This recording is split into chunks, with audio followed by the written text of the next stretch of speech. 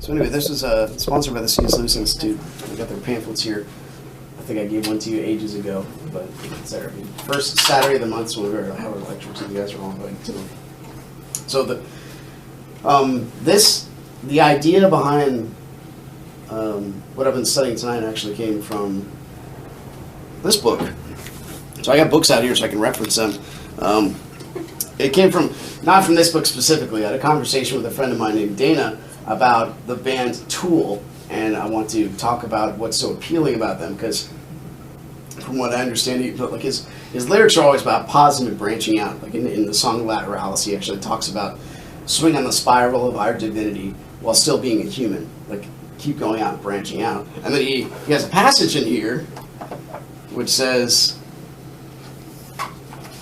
about where, because this book right here, A Perfect Union of Contrary Things, talks about his journey. It doesn't talk about the philosophy.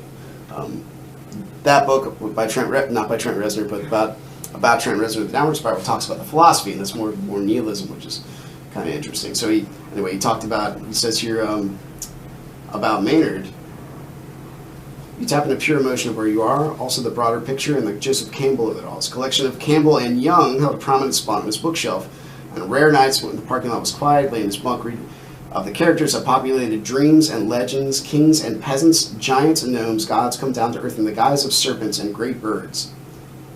You can recognize the Shinto priest and the African bushman, the ancient Prima Indians, and Noah and his sons as no different from the leathered punk in the mosh pit or the hipster who sulked in the shadows of English acid. They must all in the end come to terms with love and sacrifice, death, resurrection, and the great floods, actual or allegorical.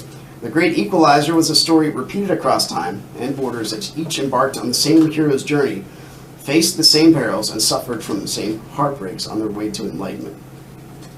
So, I read this book. Then I read a book by Carl Jung, where he answers Job. And then I read this book here by Joseph Campbell called The Masks of God. And that's basically the direction we're going to take. So in this journey, we look for truth. And in truth, how do you find truth? What is truth? Is that someone familiar? So did somebody get asked that at some point? Yeah. That's pretty biblical. So Christ said, those on the side of truth, listen to me. And so Pilate said, anybody? What is truth?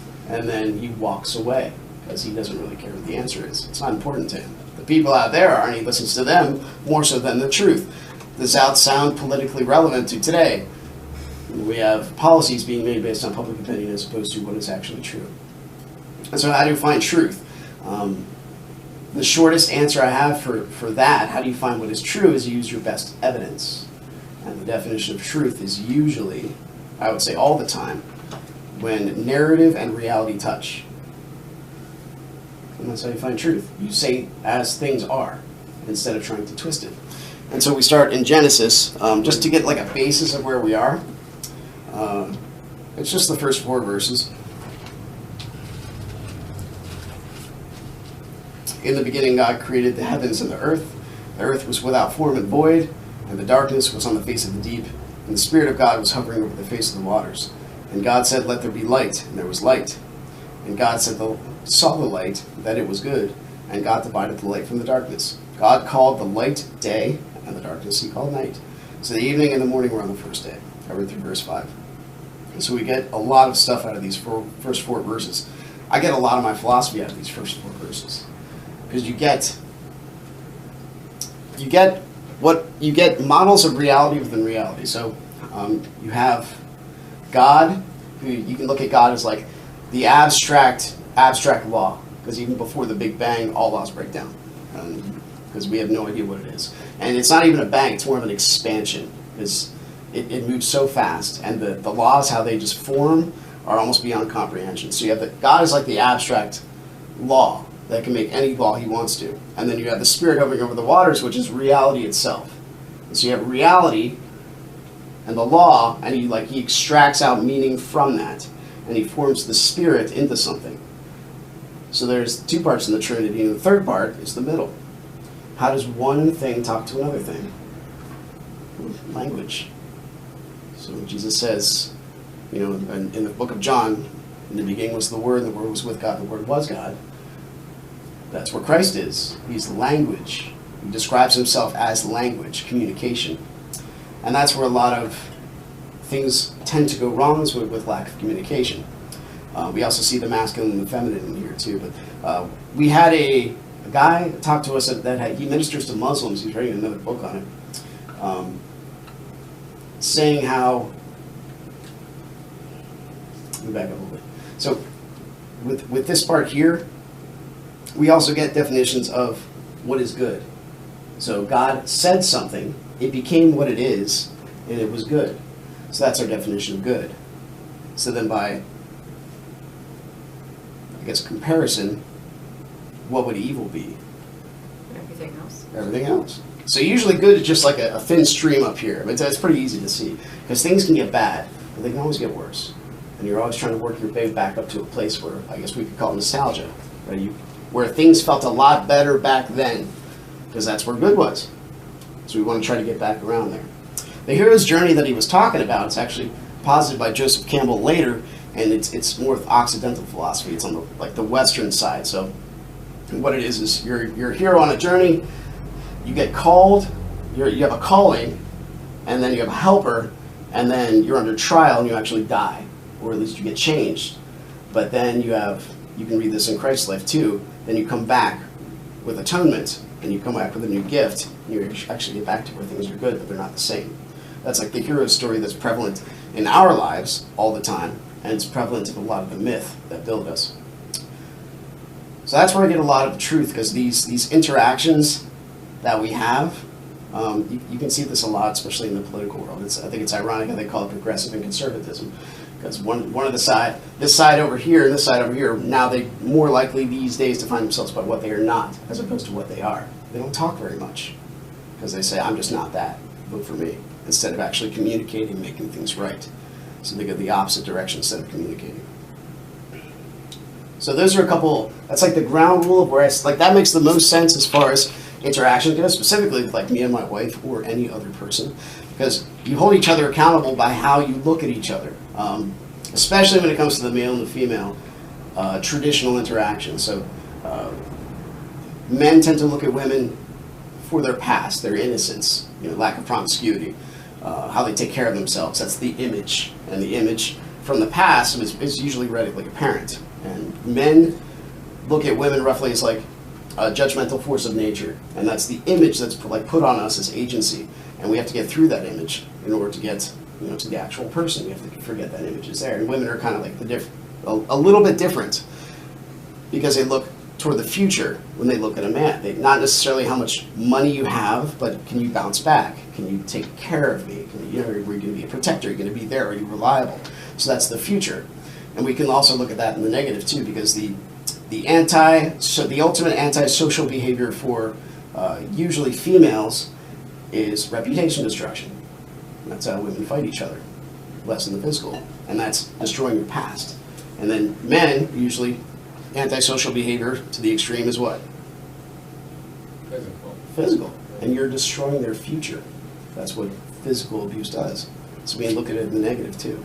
So that, you can get a lot more out of those 4 verses. I went on a lot about that on the last talk we had. But I want to start in the garden, because regardless, it takes about 400 years for something to become a myth without it being written down. And this story is so old that you can put it on par with the other myths, but at the same time, it makes sense. So we're starting in the garden, and what ended up happening when I was looking through these stories, we're gonna go east of Eden, and we're going to chase the dragon. We're going to chase serpents, because it shows up everywhere the further east you go. And then we're going to see what Christ has to say about that. So we're going to sandwich it in Scripture. So in Eden, what do we have? We have the serpent who entices Eve, or mankind, with a fruit, an immediate need, something that looks good, which is power, without thinking about the consequences. And so God curses Adam and Eve, and he curses the serpent. I would argue that the curse makes us more of who we are. And if anything, America is a great example of why that is. Because if you take away work from man, well, he gets affluent. He doesn't have to. He also gets suicidal. He also gets bitter. And if you take away kids from women, well, why have a child when you can have a career? You know, don't you look like? And then you start to women instead of start to look at their internal value, how awesome they are at relational issues, at their relational strength, as opposed to men, because men are all logical. Women hold families together. Usually, when you marry, you move toward the woman's family, because women never stop being daughters. Because man shall leave your family and cleave to your wife, and women hold people together. They're more agreeable, easier to talk to. This is usually the case. Now, when I say usually the case, like reading a book like this with psychology, most of this stuff's like 60-40. I mean, if you talk to the average person and you bet on who's more aggressive or disagreeable, 60% of the time, the man.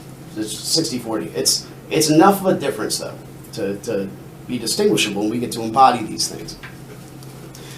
So what happens in the Garden of Eden, he curses man, and then he sends him west. And he tells the serpent, you have to crawl on the ground. And then he will bruise man's heel, and man will crush his head. And what is the serpent? Anybody with? What is the serpent? Snake. What is Satan? He is the deceiver. He's also the light bearer. He doesn't make the light. He just, he can move it around, maybe change it.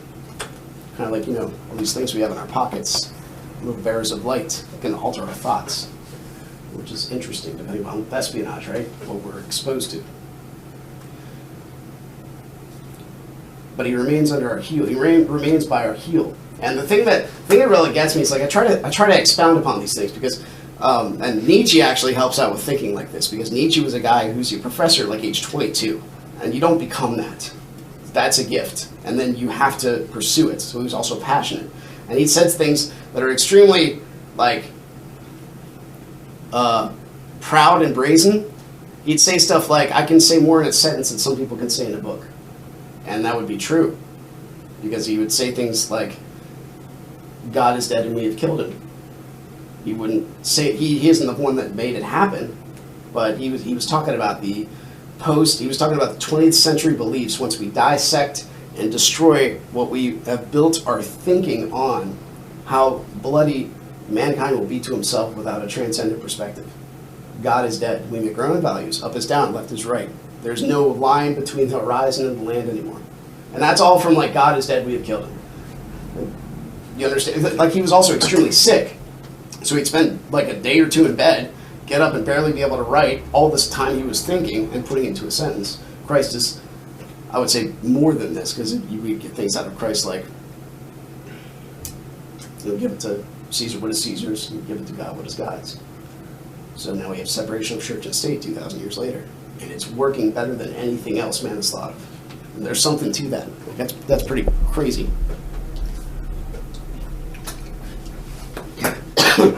So, starting there, I also want to, one of the artists I don't have here, because I have Nine Inch Nails, Tool, the other one's Bad Religion. Bad Religion is a part with Nietzsche. Now, there's something about music, and music can sing the same kind of rhymes that we've always had in our past, and sometimes, and I say all the time, it sounds more sincere. And my 10-year-old had, like, one of those wide-eyed moments when I told her we sing our language. She's like, no, we don't. I'm like, yes, we do. Like, let me give you an example. Willow, go to your room, clean up your room. We sing our language. She's like, we do. It was just a cool look on her face. So something about inflection, when you put inflection to words, they seem more serious than the actual words themselves. All right, text is one thing, but hearing somebody speak is another. It's almost on par with pain, where it's more precious in the moment, but once that moment's gone, you don't think as much of it except of that particular inflection. Pain is much more of an impact at that moment. It shortens your time window. It puts this moment into more of a focus. So Bad Religion was like that for me as when it comes to like Nietzsche. Because the thing about truth is if you want to follow something, a belief system or whatever it is, you do yourself an injustice unless you can ask the hardest possible question against it. Does that make sense? Because what you believe should be able to understand the toughest question possible. It should. If it's not worth following. How can I believe the Bible? So many people wrote it. Copy of a copy of a copy. Well, that sounds legit. Why would I believe anything if it's like that? But then you study, is it like that? So you look into this stuff to make sure what you believe is true. And it's more true than anything else we have. On that instance, we have authentic copies of the Bible from the year 300. I think 15,000 fragments from before the year 250 and 5,000 before the year 200. And we just found one a couple of years ago, maybe like a decade. A couple is very relative. From like on a person's face wrapping from like 128 AD is what they're dating it to of the book of John. So this stuff is, and they found, and besides the Dead Sea Scrolls and stuff like that. So this, it's more authentic than anything else. There's more evidence that Jesus said and did what he did than anyone else in ancient history. It's almost unbelievable. But that doesn't matter. You still need to ask, besides, if he existed and did what he did, sure, but did he do what he did? Was it true, the stuff that he said? And that's important. Is it relevant? Can it help us? If not, what's the point? So Bad Religion has a song called Shattered Faith. It's not on any of their albums, but it goes something like, the scientists report that there ain't no purpose, and the theologian tells me that it's all been designed and I'm trying to maintain objectivity. The world won't illuminate what really matters, but I'm in a perfect moral meaning extractor, processing the complexities. And the refrain is, born of the earth, we weren't given a choice. What about free will, and do we have a voice? See them run in place in the human rat race. So much disgrace. So much disgrace. I forget the rest of it. Life begins when you accept your fate, which I think is kind of true, but not really, because you can keep living even without thinking. You can just go through the motions without thinking where everything comes from. That kind of short-sighted people sometimes. So you want to ask hard questions. From the Garden of Eden, I asked the question, why is there a flaming sword and why is there an angel there? Because that's when they get cast out of the garden, go over there. Because, I mean, what's an angel? Except the messenger of God. Don't come back here. He didn't chase them. He didn't beat them with the sword. The sword was also flaming and sword had potential to cut. So he was basically saying, if you go this way, something's going to happen. But there's something about a single point in time, just like pain, that you could work around. You remember the image, but you can always go back around. And so the people east of Eden kind of had some of this. The first one of the first recordings we have of this is, at least in history, now one of the West meeting the East is from Britain. They went over there to see what it is, and they saw the Indian practice of, I think it's called Sutri, S-U-T-E-E, something like that. I know in Indian I actually pronounced it correctly, and I just can't forget it, I'm sorry. But it's a practice of when a man dies, his wife and everything else, his servants get buried with him. But the way he experienced it wasn't just like they threw her on the funeral pyre, which also happened. She got in willingly with his corpse, hugged him, and put her hand up like this, and willingly let herself get buried alive. And that's one of the first recordings we have of somebody going over there. And that's, you can't deny that's faith. She believes something is totally true to the point where she thinks this is right. And we look at that, we're like, why would anybody do that? Everyone's life and consciousness itself is so precious. The Indian history itself is really interesting. And this short talk that I have to present to you, what I have is, I'm not going to do any of it any justice whatsoever, but I'm going to try to at least show what I've seen, especially when it comes to following the snake, because the snake and the serpent and the dragon move east, and they seem to get stronger when they do. So what happens in India specifically is you get this idea of appeasement theology. So it's the idea, and there's always like a goddess. It's feminine in nature, and it deals with the earth, and sacrifices are extremely prominent in this type of belief. You're appeasing the earth. So that, like, tragedy is the ultimate evil. Because there's evil and then there's tragedy. There's a difference between the two. Tragedy is we have tragic lives. Everyone in this room is going to die. Everyone who hears this is going to die. That's the tragedy of life. That's the end of it. But evil is something else. Evil is what we do to each other. What mankind specifically can do to himself or not do to himself. And that was very clear in the Milgram experiments. That's in the psychology book. You guys, anybody know the Milgram experiments? Mm-hmm. So, what it was is, how about the Nuremberg trials? Nuremberg trials are when the Nazis from World War II were being held accountable, right? Why did you kill all these Jews? So their number one answer, what do you think it was? I know what it is. Good. I was told to. It's my job. It was my job. I was just following orders. Yeah. So that seems pretty legit. We have that case right now where people are just killing people with drones and then not being held accountable. It was the drone that accidentally killed that guy and his children. Not the person controlling the drone. Absolutely. It's unaccountability. So the Milgram experiments were very interesting. They were, I think, in like the 1960s, if I'm not mistaken. And what it was you had a person, two people were in on it. You had the doctor and you had the person on the other side of the table. Your job was to read questions. If that person got it wrong, you shock them. And that's what you do. And when you shock them, you up the voltage for the next question they get wrong. That person's an actor. And there's a skull and crossbones on the end. And something like 60% of the people took it past that because every time they felt uncomfortable, this person would say, the experiment has to continue. It's okay, I'll take full responsibility. And the person in the cockpit kept hitting the button. So that's quite a big number. 60%, that's one day of just asking to sit down, not months of indoctrination. And that's pretty incredible if you really think about it. The thing I think is amazing about that whole scenario is 100% of the people always ask the doctor permission to leave. They were still held into the restraints. And if you or I think that we would have done anything else in Germany to fight for the Jewish people, we are very mistaken. So that's people not doing anything right there. So that's the power of not doing anything, is being evil. You see something wrong, you don't do anything about it. Blessed are the peacekeepers. They will be called sons of God. Because there's an assumption that if we're sitting here and we see two people out there trying to kill each other, one of us will get up and do something about it. Otherwise, what kind of peace are we keeping? We're just sitting here letting it happen, we say it's okay. So that's the evil that we do not do. And in India, as opposed to the, what do they call it, Occidental. So Occidental in the West, the idea is it's more of like there's a hierarchy of gods, and the idea is you appease the gods this way. This idea is this way because it's all about Mother Earth. Because the alternative for you appeasing the gods is wrath. The alternative for you appeasing the gods this way, and this is more of what Tool talks about, they just won't bless you anymore. The world will have you as it is. So that's two ways of thinking about the same thing. What happens over here is, it seems like, so why did God send people west of Eden? He said, we must cast them out, lest they eat of the tree of life and live forever. So you east, when you have the karmic life cycle, where you just keep going forever. And it's a big cycle of pain and suffering and karma, and people die, but you come back, but you're not you anymore, you're somebody else. So it's just a giant pile of suffering. And that's what Buddha saw.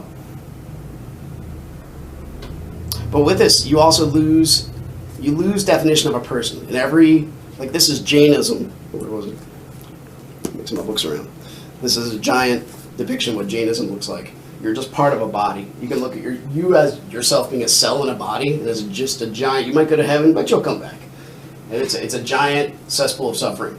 That's all it is. Justin Campbell writes. Here it is.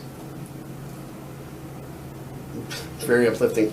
Peculiar force and melancholy of the Indian alienation from this life, death that will never end is a function of the Indian mind itself, which in its fabulous reach has found infinity at every hand and filled it not with rational observation, but with a rationalized nightmare of its own production. There was never a time when time was not, nor was there a time to come when time will have ceased to be. The sorrowful world, as it is, will go on sorrowful forever. Moreover, the sorrow that meets the eye does not represent by any means the magnitude and depth as well as the breadth of the whole, the misery of man and the beasts around him, the plants, the world, and supporting earth, the rocks and the waters, fire, wind, and flying clouds, indeed space itself with its luminaries, constitutes but at least a fraction of that ever-living, ever-deluded body and conglomerate of misery which is the universe and its total being. Wow, that's really uplifting.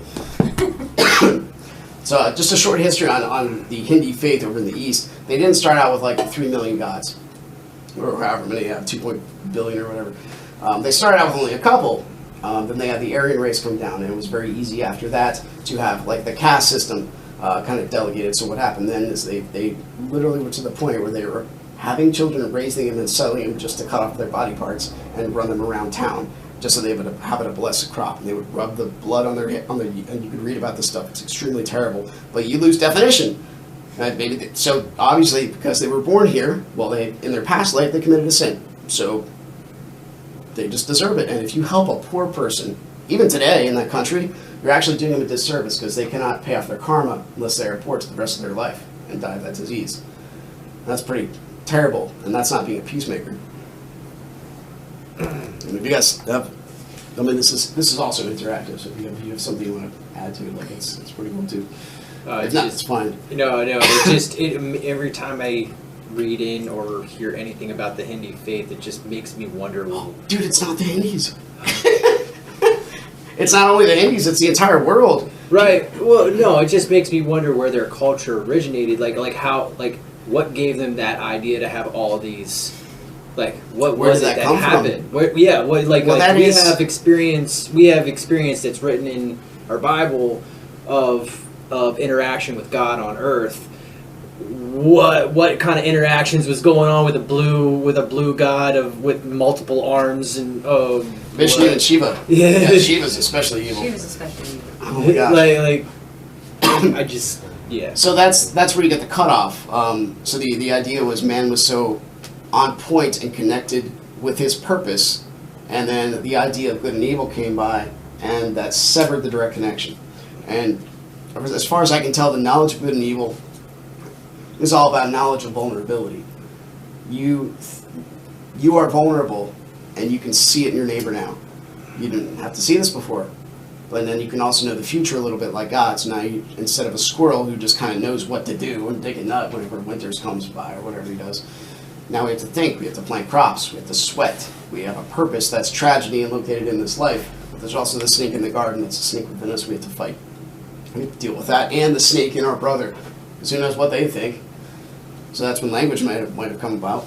So that's our purpose. We had a beginning. That's our creation story. In India, there's kind of something like that. We are the ejaculation of Tiamat.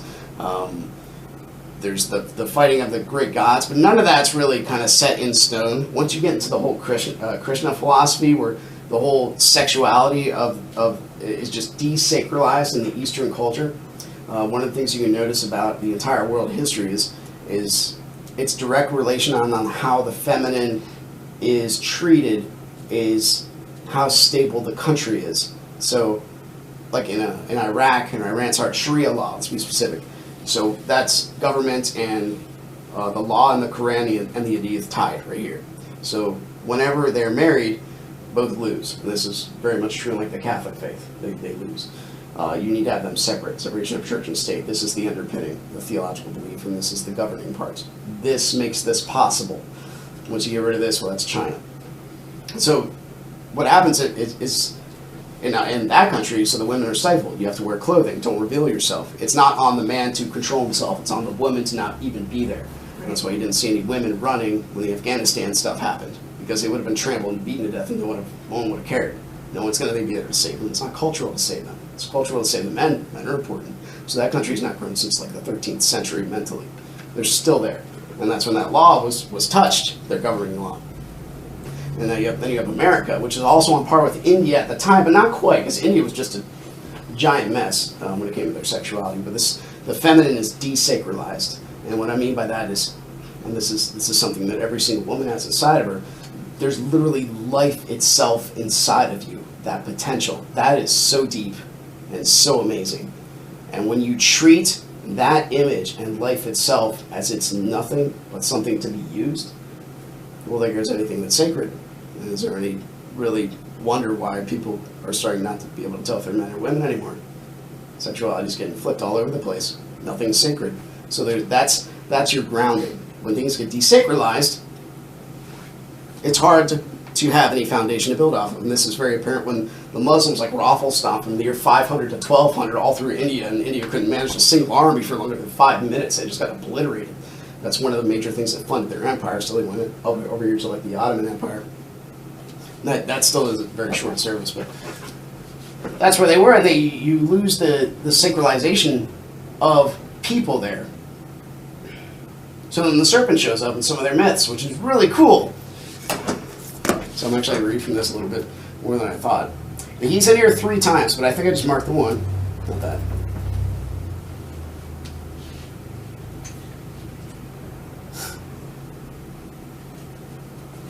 So it's when the Buddha comes into play. So the Buddha,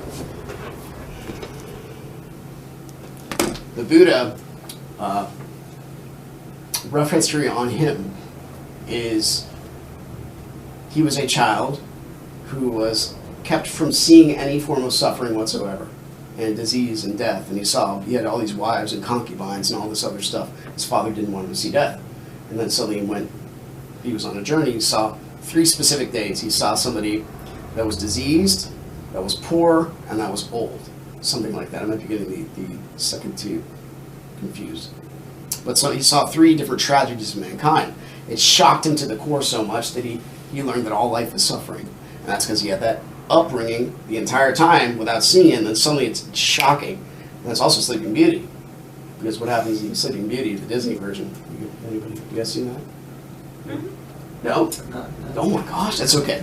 So what happens, it's the Disney version is the best one. You can go to the older versions, but the Disney ones, but it's relevant because these stories that still show up now are still relevant to things that happened then and are still happening now. So in Sleeping Beauty, what you have is you have an old king and a queen, and they have a child, finally. And they're quite old, and she's just a baby, and they invite all the fairies.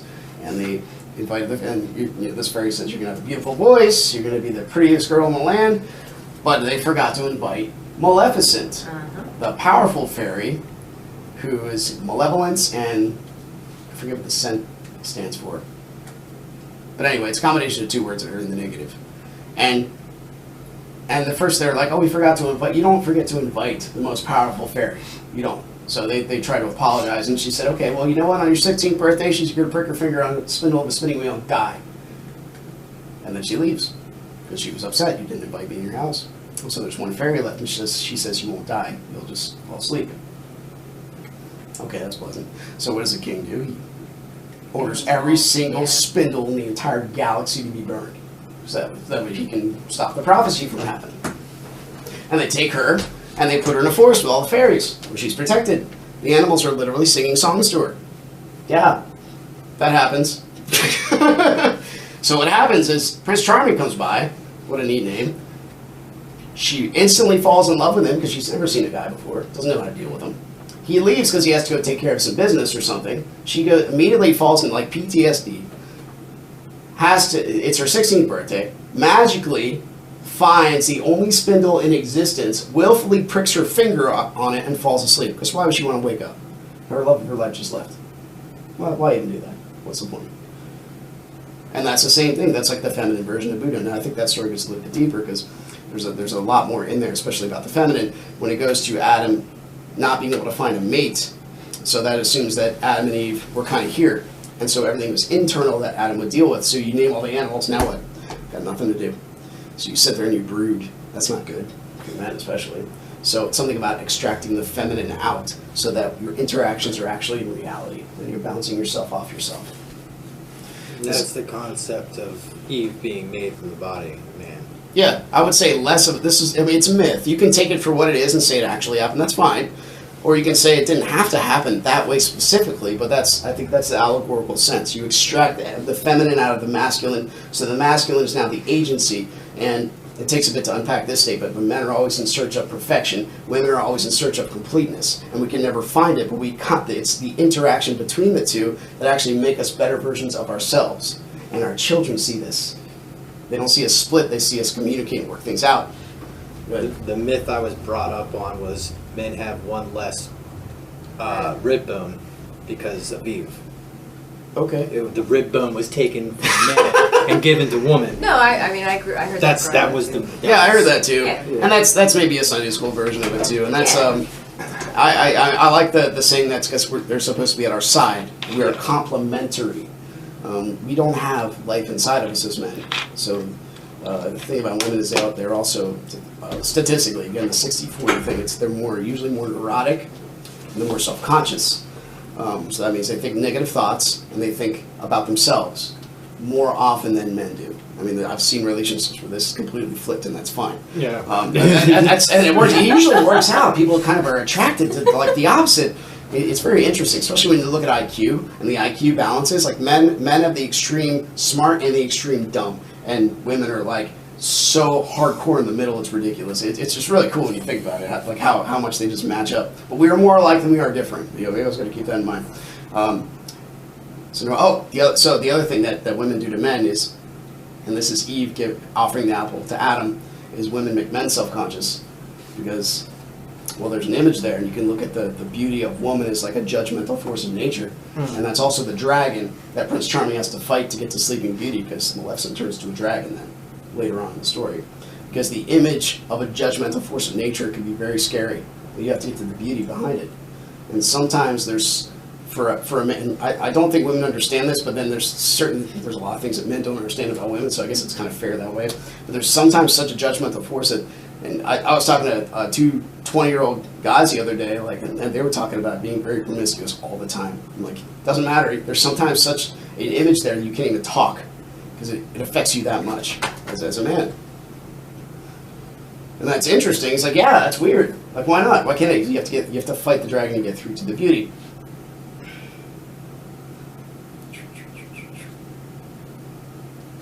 I'm trying to back up in my brain.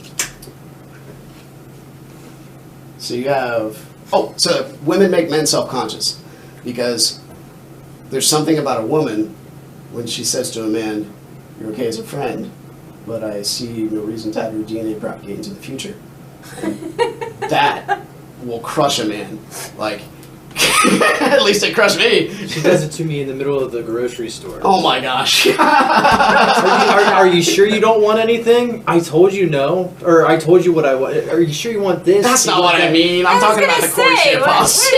Get out of here. I sort of know. I do that. He's saying I make him self-conscious about his choices. Well, there's another thing, but it also works in like the male what's called negative social interaction during fights, and I've learned this by reading Rory Miller's book, Facing Violence. If men are fighting, it's one thing, but if a woman, doesn't matter age or anything, is watching the fight, it is almost guaranteed to just escalate like to the nth degree. Women judge men, and men judge women, and we judge each other by each other's standards, which is weird because women are more emotional and relational, and men are more logical, but we look at an image. We're just way more emotional and less logical when we look at a woman. And a woman will look at a man logically instead of an image and emotionally. Will he be there in the future?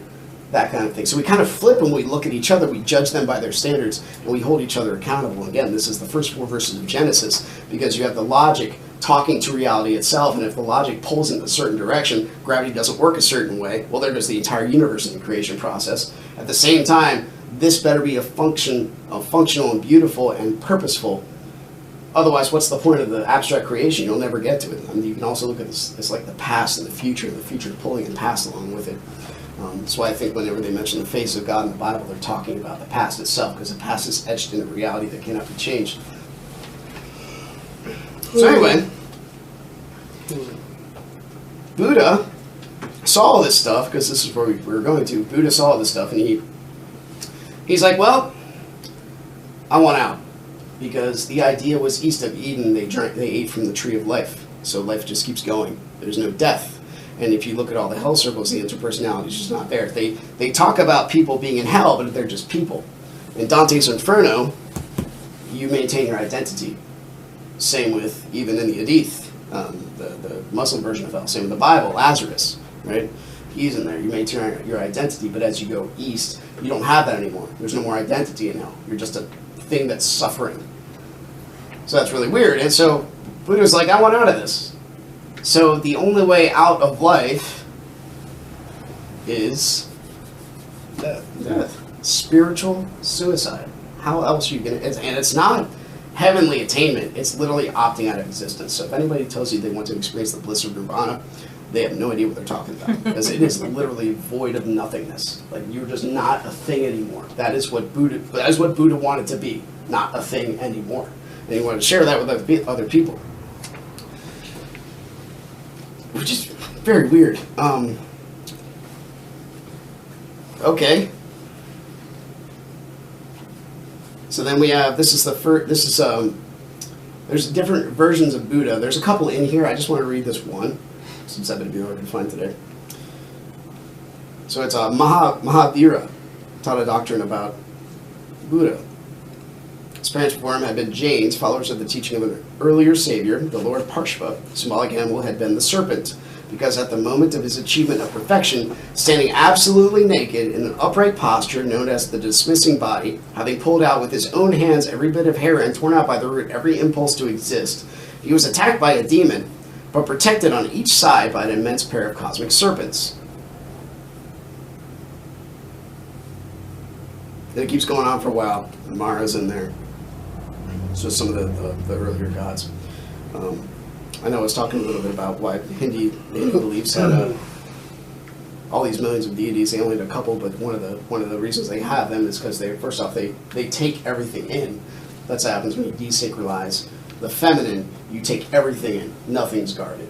So they took all the religions in, because in the year 500, around there is when Christianity was then the religion in the West, specifically in Rome, the Roman Empire. So what happened there is the exact opposite of what happened when the Christians were persecuted. They started persecuting everybody else, and they all went east. And that's where they got a lot of their religions. That's the mainstream thought, as far as I know. That's why there's so many religions over there. So now you have like elephants and the saints walking together and everything, just like is in tint over there. So that's interesting, right? There's other versions of it here, but it's the same kind of concept, that the serpent rises up to protect the Buddha, the nothingness. And so this is when I start to, draw my inner Nietzsche, for lack of a better word. And he, so why would a serpent want to rise up and protect the Buddha, who says he's transcended this? Well, then you think about what Satan is, what he was in the garden. He was a deceiver. He was a liar, a bearer of truth, but not the whole truth. And so if you're a liar, you're also a master of illusion, because you're throwing words around that aren't there. And Nietzsche himself destroyed, as far as I'm concerned, enlightenment in 2 sentences. He said, enlightenment is an excuse for inaction, so you don't have to do anything.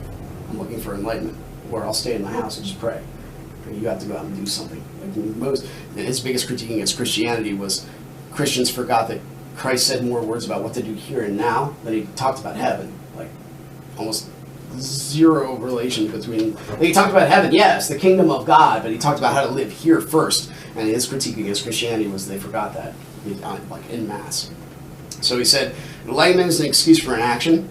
And the second thing he said was, to assume enlightenment is also to assume there's a veil of truth over reality. Sorry, a veil of illusion over truth. You can never know truth because there's always illusion. And some of the stories in India are just amazing, man. Like, this guy was feeling passion in the woods. His seed flung in the air, fell down in the rain, swallowed by a fish. 2 kids came out. And like some of their, I'm not kidding, and some of their gods were from that. And then later on, they're like riding a horse. The horse disappears. Turns out it went underground to be with this guy that died 2,000 years ago and be a skeleton horse. And you're like, what on earth? And they knew to dig down to the ground to go find it. Like, what on earth? Where's this come from? And I couldn't. I tried to make sense of that a little bit, but after a while, I'm just like, this is too much. This is just so crazy. But that's what happens when you don't have stories that are in the sacred to make sense, because the law is necessary to, if anything, just to protect what is sacred, reason itself. So the snake, if he's a liar, well, if you're a liar, you're attached to truth. But nothing is really anchoring your lie besides it. If you're a master of illusion, you're going to want to protect, well, nothing. The nothing. You want to protect, yeah, opting out's fine. I will protect opting out from the prevailing forces. So sure, the master of illusion, the snake, would want to protect this. So that's India. And then moving east, we have China. You're talking about kind of mythological, like... Oh man, story! Theological way, right? Like, you're just telling the story that the myth that they believe. Yes. That So that what I read out of the book... popped up and protected Buddha or something. Yeah. So you're just sharing, like, stories that maybe other people believe or something. This is, what do they call it? It's the Doctrine of the Vedas.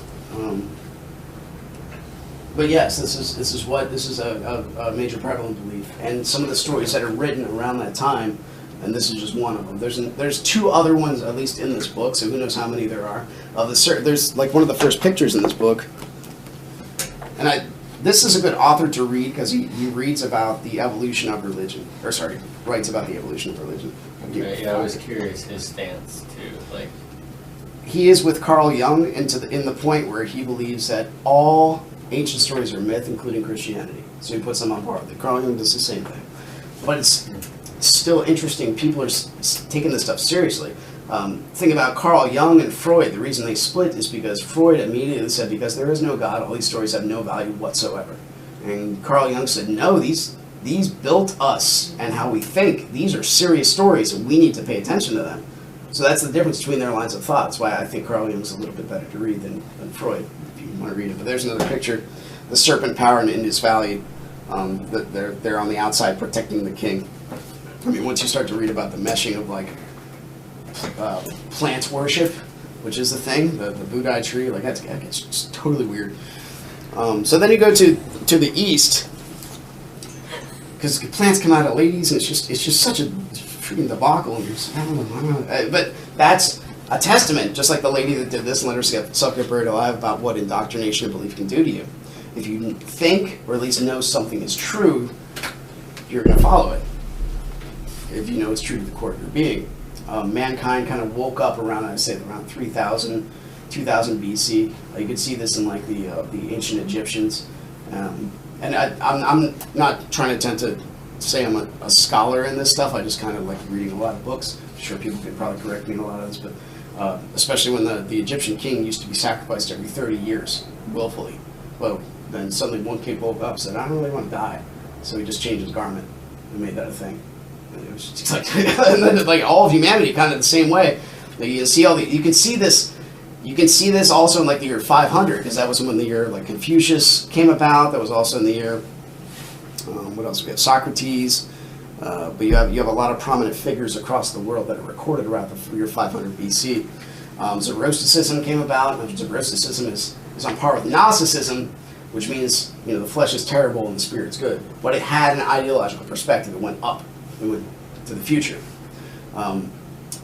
Why I bring up Zoroastrianism is because Zoroastrianism had a hierarchy of gods, and Ashura was the top god. And Darius was the king of Babylon around that time, and they found his epitaph, and it said, follower of Ashura. And that's okay if it doesn't connect the dots, but he was the king when Nehemiah went to repair Jerusalem.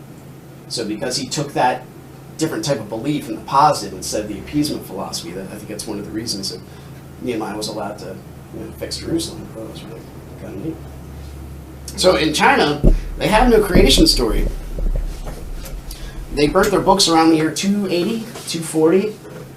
The closest thing I have to a moral guide is a king doing what he can to save his people. But the Chinese had Taoism. And Taoism believed in like the magic of your surroundings. They also had alchemy. Alchemy was a big thing in China too. It's why they came up with like gunpowder. I think it was China, if I'm not mistaken. So they came up with that kind of stuff. And they tried to reach immortality here and now. So they weren't worried about the transcendent. One of the things when the Buddhists traveled east of China, they actually flourished for a little while, but then they all started getting crucified in their temples because, well, they held art to a high standard. And when the king was on par with that, the country flourished pretty well. But it wasn't Lao Tzu, it was somebody else. I think it was a guy before him. The basic critique was, there's nothing but this world. Why are they preaching a doctrine of somewhere else which is not right here? So they would just, why aren't you working for the kingdom? And because they have no creation story, and this is where nostalgia comes into play, because we felt something good back here, and this is echoed on a person and on a country, because this was good, we saw this was good, we want to imitate this later, I want to bring this forth. The Chinese people were never able to establish such a tight-knit family or community as far as belief system went. So what they did is they basically established deity and title. So the king was their god. And in their language, at least back then, god and king were kind of the same. back and forth. That was kind of like Egypt with their emperors. Yeah, that's how it was. Yeah. The Egyptian pharaoh was the representation of God. Yeah. From up there. Egypt had more of a creation story, from what I understand. China has like none, specifically because they don't. This is why they're not sure if Confucius existed, because they burnt so much of his stuff. Somewhere along the line, their history decided that alien life form might be more susceptible as something to follow. Oh, you're talking about Egypt? No. China? China. Yeah, I don't know. I could see that though. So they have the moral king as being the highest ideal. But what happens if you have an immoral king? Well, there's nobody around who will care, because the king is deity, and this is etched in their minds. Your king is your God, you listen to him. And when the king was trying to find, I forget his name, and I should have marked it in there. When the king had in mind he wanted to search for immortality, he talked to the Taoists, because the Taoists ran, they built the Tower of Immortality. And they built it with the entire population, basically digging with spoons. And the king, when he went there, he's like, who are these guys with switches? And they're like, oh, they're the managers. He's like, no, they should be digging too. So the king roughly managed the entire project, and they had to work and lead at the same time. And then when they built the tower, during the process, he just took a bow and arrow and shot somebody randomly, and no one did anything about it because he's the king, why not? He felt uncomfortable. And then when they built the Tower of Immortality, the first thing he said was, I want to see what it looks like if I can push somebody off the edge. And so he did, and that's how it was. And if you take that mentality and pair it with Tiananmen Square, well, it kind of makes sense that the whole race and nationality of people think that, well, they're our gods. What are we going to do against them? Right? They're our kings. They're our leaders. They have a different idea of what God is. Traditionally, it's etched in them. And psychology from generation to generation can be transmitted. So in China, you have the dragon, which is the symbol of power and control. So that makes sense, right? I think it does anyway. It's the same serpent, but it has wings. What happens if you have no past? The serpent was never cursed. It's always been there. Deceit and narrative are up here. They're the higher ideal than anything else. And that's where they are. And so the government just like wipes the walls with them. Even to this day, they just mirror capitalism, but it's still totalitarian. Now, that's not saying the entire country is full of just evil people. But what is our war against per Paul? It's against principalities and authorities. It's keeping the serpent here as opposed to letting it become a dragon up here and ruling us. Because this is the utopian philosophy. The second one person says, I have a way, well, you got to suddenly get rid of every single other person who doesn't agree with you. There's a lot of people on this planet. Or they comply and fall in line, and then no one can think anymore, and there's no more individuals, and this is the Tower of Babel. The Tower of Babel, if you look into Jewish literature, you have, they used to say, if a person would fall from the top of the tower, the people wouldn't care, but if a rock would fall at the top of the tower, people would groan because it took a year to get that rock up there. And that's desacralizing of people, because the country is more important than the person. And with the person, also the family goes away too. So people are just things anymore. And only one person really has the power. And God, 2 times he saved the family unit. I'd say that's one of them when he flipped our language around. The other one was in Noah, when everyone was doing what was right in their own eyes. And God saved the family unit. That's the only place I think true socialism works. One person will work harder in this end, one person will work harder in this end, and everybody will benefit. And the kids don't work, but they benefit. They get to live. And it's like it's an 18, how old are you? 60. Okay, it's an 18-year process to get a kid up off the door. I explained this to my 10-year-old, and I'll keep doing it. It's an 18-year, that's a hefty chunk of life, man. To get somebody, and that's in our culture, right? Maybe 200 years ago it was like 13 or whatever, until you start working on a farm and being responsible. It doesn't matter. It's still a hefty chunk of life to invest in a person before getting them out the door. And that's sacred and that's special. But if you lose that, I mean, Yunomi Park's book about how she escaped North Korea is a good example of this. If you're going to read about the terrors of what happens when you desacralize a person. 8 years old, just walking across the street and people are dead from starvation on the side there. They're still staying there, not because they don't want to bury their comrades, because no one has the energy to do it.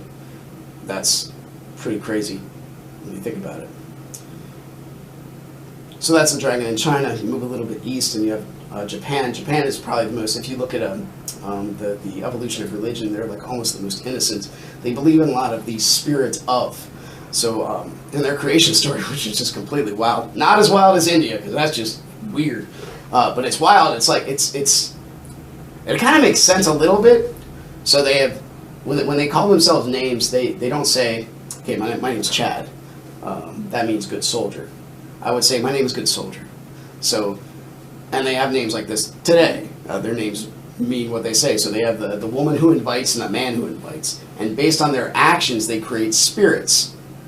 And so that's kind of weird, right? I create the spirit of thunder. I create the spirit of rock, and that's all kind of weird. But I mean, you can see how that kind of makes sense. I would say more so in the negative. Let's go ahead and put this. If I have a hard work ethic, my son sees this, he copies it. I created the spirit of hard work ethic. Right? Something like that. So but they also get caught in the image because they also don't have so much of a creation story besides that giant myth. They're all right here. When Buddhism went to China, they almost completely rejected it off and on. Like they would tolerate it, and then art would flourish, and then they would just crucify all of them and banish them.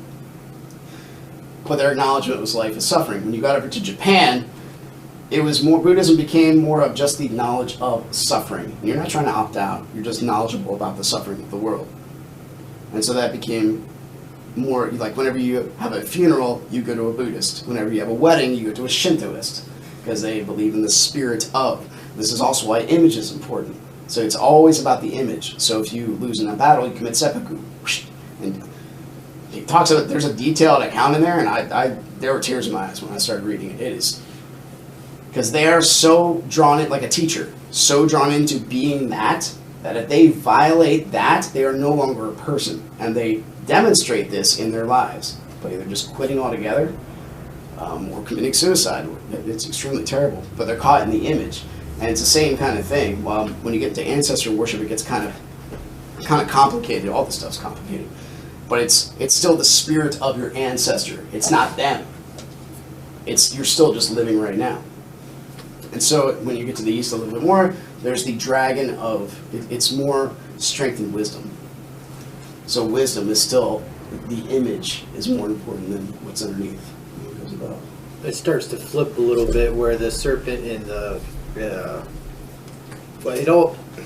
serpent was always under the mask of enlightenment. The serpent under the mask? Well, that's the whole thing about the masks of God. Right. But it's the illusion. Yeah. So the serpent. So when you go east there, that whole line of thought, and then I think this is the reason why God put the angel with the flaming sword right there. He said, "Don't go over there. That's a bad place to go.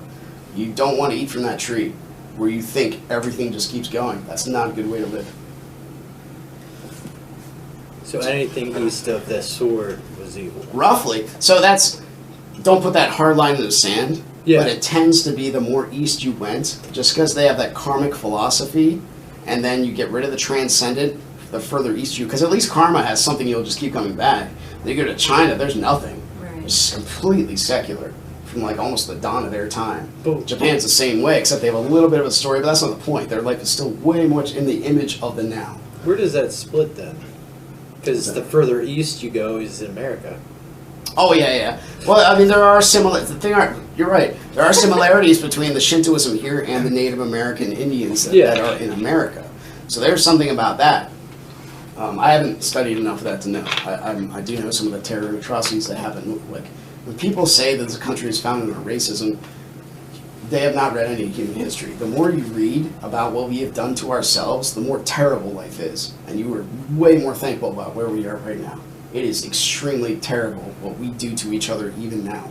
But back then, they're looking at a time window that's maybe 300 years. Look back a couple hundred more and see how terrible people were to each other, chopping each other up and disfiguring each other. It was horrible. What we did to the Native Americans, just like everything. What we did, but so think about slavery. Where did we get our slaves? We got them from black slave owners in Africa. They sold them to us. So we came over here and we conquered. What were they doing to each other? The same exact thing, if not worse. Well, this is the thing, you need to read up on this. I do some of the native cultures were worse than other native cultures. Oh yeah. Well, sure. They were all Just There's like always- any human being, any country, like Germany was really bad at one point. Russia has been bad, but Europe, Oh, dude, it's all terrible. Yeah, there's it's all terrible. there's no heaven on earth. There's something about when Christ talks about the kingdom of God, I think it's really clever, awesome, and purposeful about utopia on earth. It's always in the future. It's always there. No one knows the time or the hour. So there's something about saying, if you try to really force this to happen right now, it will never happen. Actually, the opposite will happen. You need to always be reaching for it, though, and you get that by dealing with the serpent within, the one at your feet. Right. You keep it there. Does that make sense? I think it's The whole whole- clever. yeah.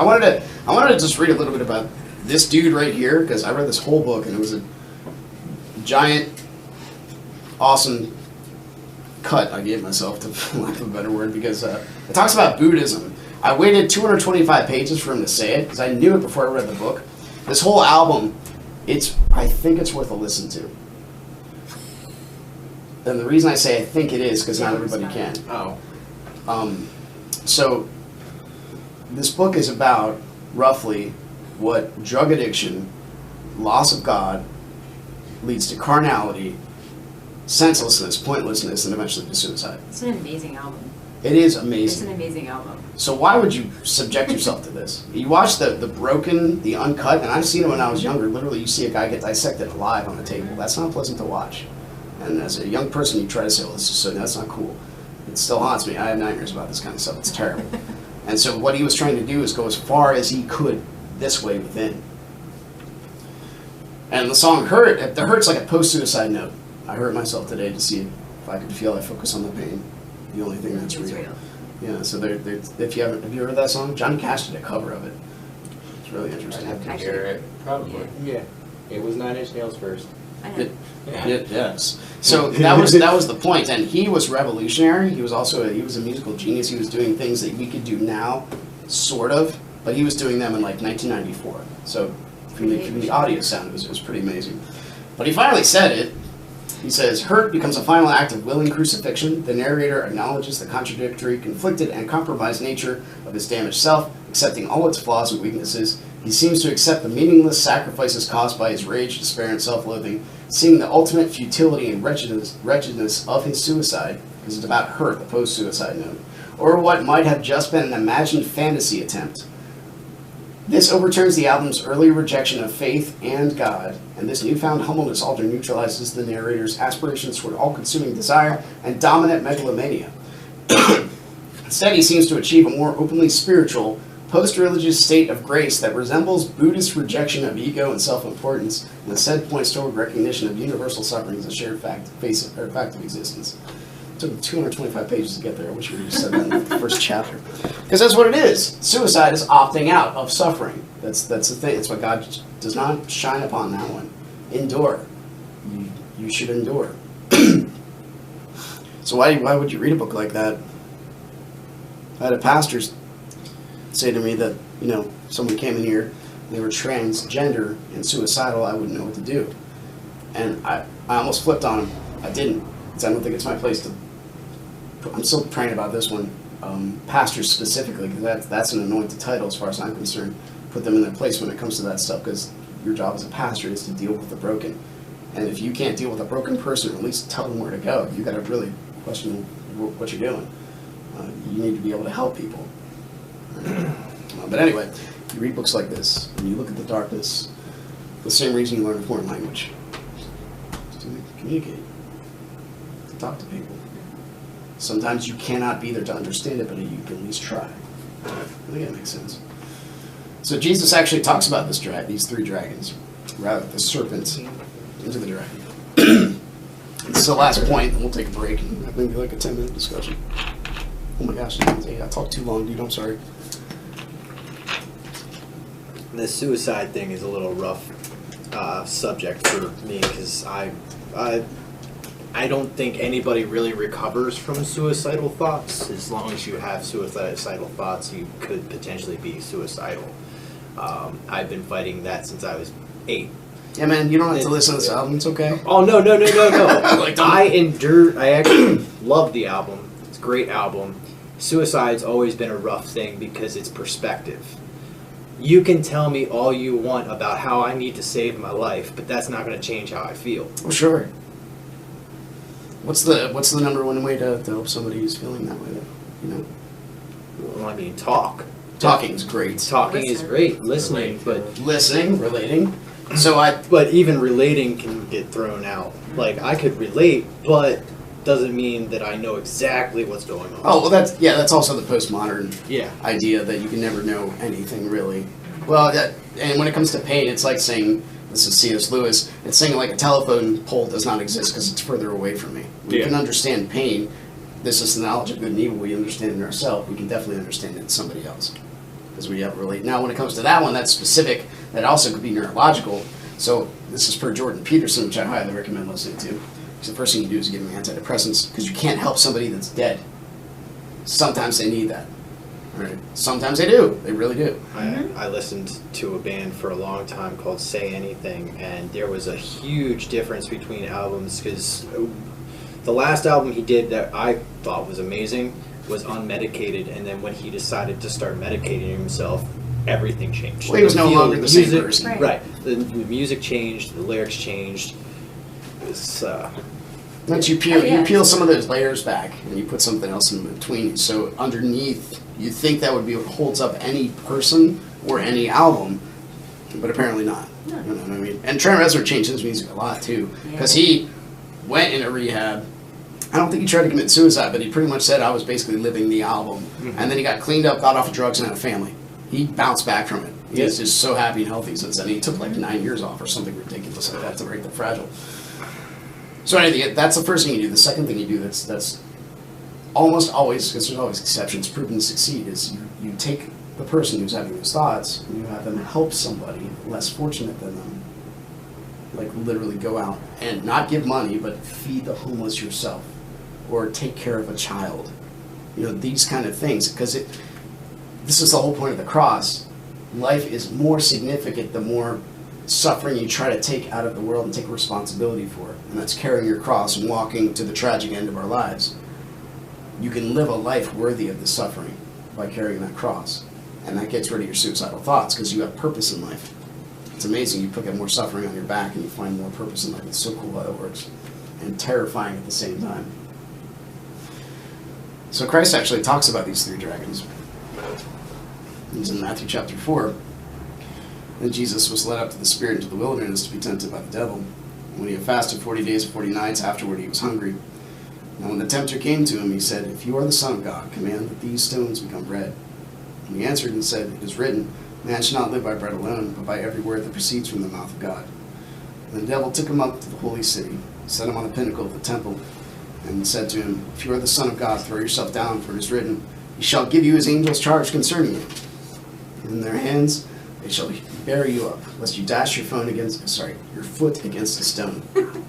Dash your phone against the rocks. Jesus. or side check. Literally has a phone. Jesus said to him, "It is written, you shall not tempt the Lord your God." Again the devil took him up on an exceedingly high mountain and showed him all the kingdoms of the world and their glory. And he said to him, "All these things I will give to you, if you will fall down and worship me." Then Jesus said to him, "Away with you, Satan, for it is written, you shall worship the Lord your God, and him alone you shall serve." When the devil left him, behold, his angels came and ministered to him. First off, that's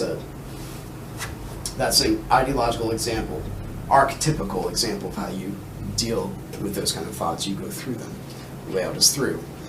And I get to I love teaching my kids this stuff too, because it teaches me how to simplify these into tiny. That's why stories are so cool. Which is what I need. Yeah, you take. Oh, I'm sorry, man. You take these stories and you make them so simple. I'm like, if a storm is coming at you, where do you go? Do you run away from it? She's like, yeah. You go through it. If you try to run, the storm will keep carrying you until you are destroyed. You need to go through the storm to pass through it. That's the best way through a storm. That's what you need to do. And the same is true in the lives we have the floods. The flood is another good allegorical example. Now, when you start looking into the flood in the history of the world, it gets a little complex. Every society has a flood narrative, but they happen at different times. It's hard to conjoin them together, but the concept that there's a flood, as if the tragedy of life is going to come upon you. You will experience a tragedy, if not a fatal death. If not, you'll experience that through somebody, or a fatal disease, and you'll have to deal with it. How do you deal with it? Well, you're preparing for the flood. Are you preparing for the end? You should think about these things. Because if you don't, you get high anxiety, and some of these try to say a prayer on your deathbed. Your whole life doesn't reflect that. It doesn't work that way. So how does this relate to the dragon? So the first one, you are the Son of God, command these stones become bread. Man shall not live by bread alone, but every word that proceeds from the mouth of God. Does that make sense? Because that's a serpent on the tree. That's the immediate gratification. Power, knowledge of good and evil looks great. What happens when you eat a rock? Well, the long-term effects are bad. Break your teeth. Yeah. So he's resisting the immediate gratification for long-term gain. And that's a model of sacrifice. You resist immediate gratification. You don't take drugs. It'll make you feel great right now. You won't remember 5 minutes from now. You have to take more. That's the tree in the garden. Then you have the tree as the protected, the master of illusion. Throw yourself off. Was it a high temple? Just turn the page. Yep. Into the holy city instead of in the pinnacle of the temple. Jump off. God will protect you. God will change gravity. He will change reality itself to protect you. That's the master of illusion. And he says you don't tempt God. You don't make him play his hand. He's not there to be a vending machine. We have to be on par, especially Jesus. You have to be on par with reality and play according to the rules. If you do not do this, then you are tempting God. And you're tempting fate. If God has anointed you and blessed you and given you a certain gift, and you take that gift and think you did it all, or it's going to make you invincible, you're mistaken. You still have to play by the rules of life. So that was the dragon of illusion. That protects the nothingness of Buddhism or opting out. Because suicide also happens if you jump off a top building. So that's also opting out. The last one is, all these things I will give to you if you fall down and worship me. He's showing him all the kingdoms of the world and their glory. And Satan says, you shall worship the Lord your God, and him only shall you serve. So this is the Tower of Babel. And this is also what's happening in China. Why dictatorships are allowed to rule. Because why aren't the people rising up? Well, they don't have guns. Their whole society's been beaten down to the point. The last part of this book goes into what China has done to Tibet. And the stuff in there is so terrible. And I don't even want to talk about it, but I have to at least say this part. There were times when they would take the children away, indoctrinate them, bring them back just to beat up their fathers. And the fathers would jump off a ridge and kill themselves. And that's power. That is absolute power and wisdom right there. You can rule kingdoms into that kind of thought, but you are destroying something else that's sacred, which is the spirit of a person. You're not going up, you're going down. You're staying here in this reality. You're not thinking about the transcendent. And so Jesus actually deals with all three of those dragons, which I didn't even find this out until like 3 days ago. And I was preparing this talk for so long, and I thought that was so cool. And so deep and so terrible at the same time. Christ actually talked about all three of those. What happens if you go east of Eden? Right there in his temptation. Before he even began his ministry, he started it right there.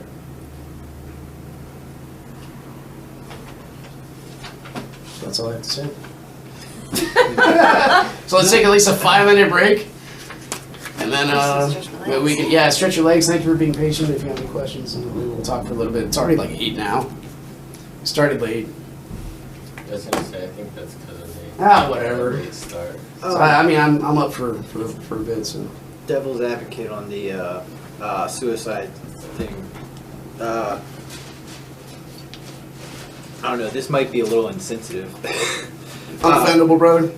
No. What would you say about the people 9/11/01 jumping out of the trade centers because they didn't want to catch on fire? Oh, I don't know.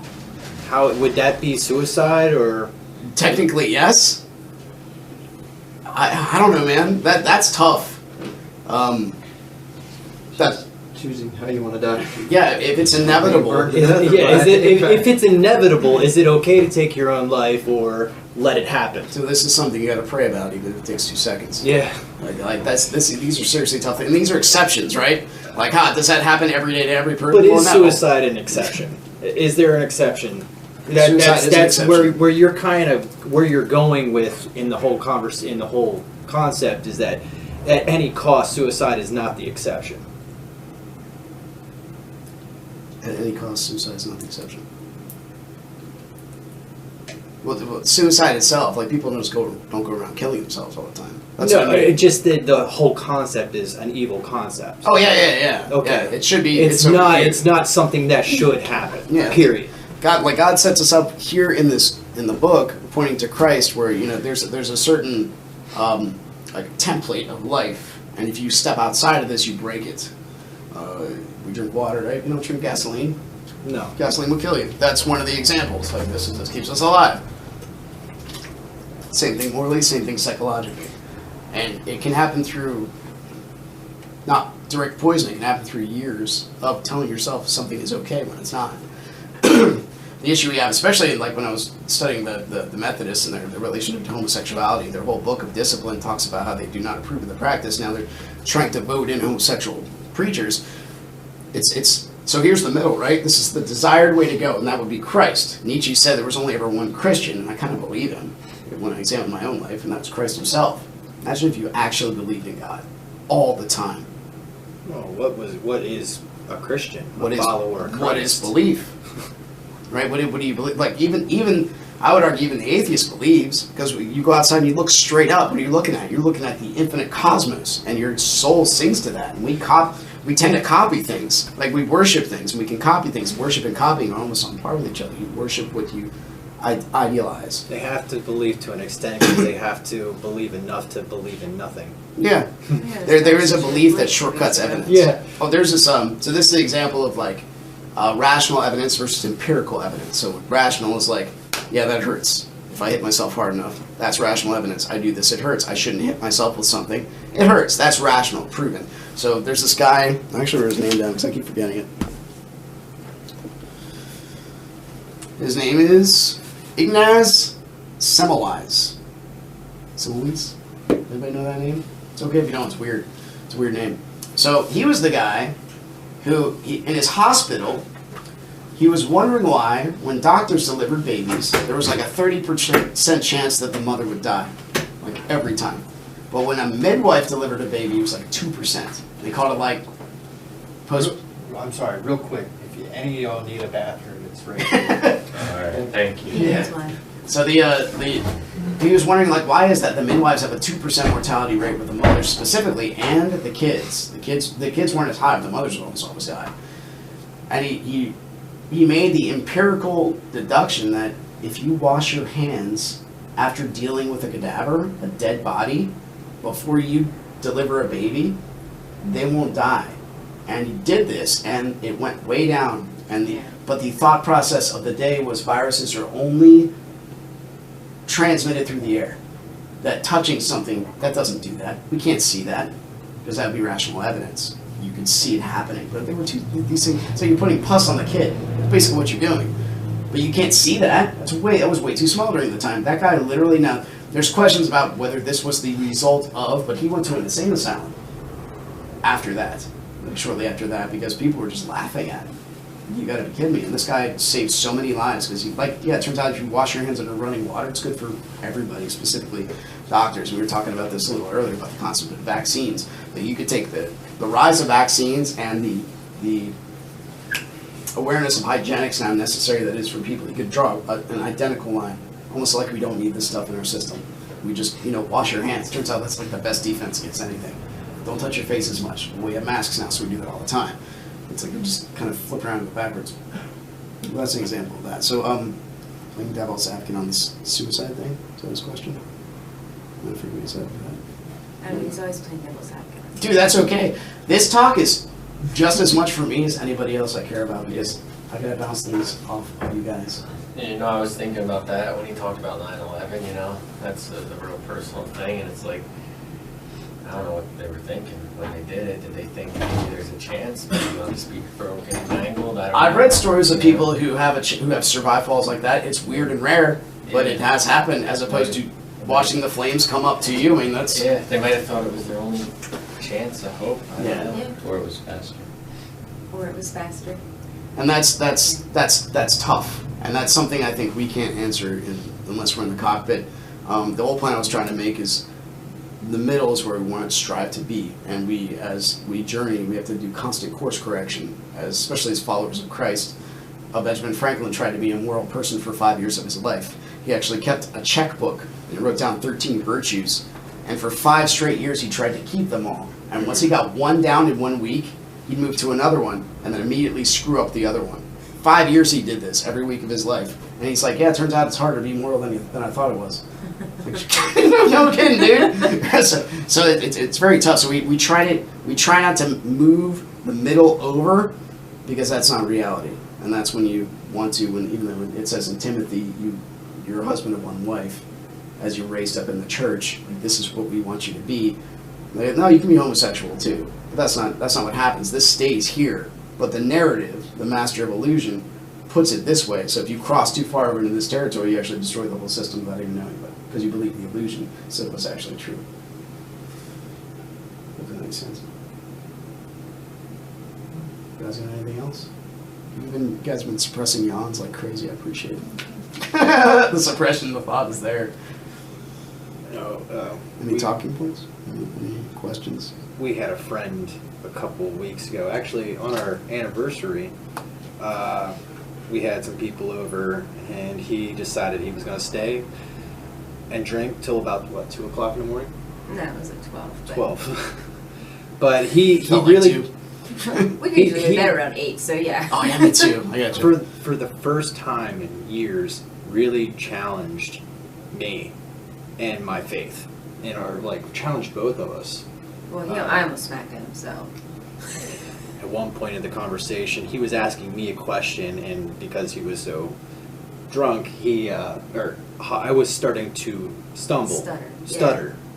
And she tried to speak for me, and he looked straight at her and said, "I'm not talking to you. Why are you talking?" Yeah, it was not. I was not happy.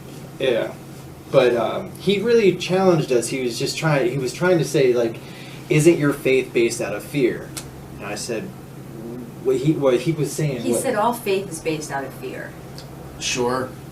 No. And I don't see that. And that's what we were trying to explain to him, that's not how we feel. And he's like, but that's the way it is. And then he got into the whole... Says who? Yeah. What? Then he got into the whole, what we were just talking about a second ago.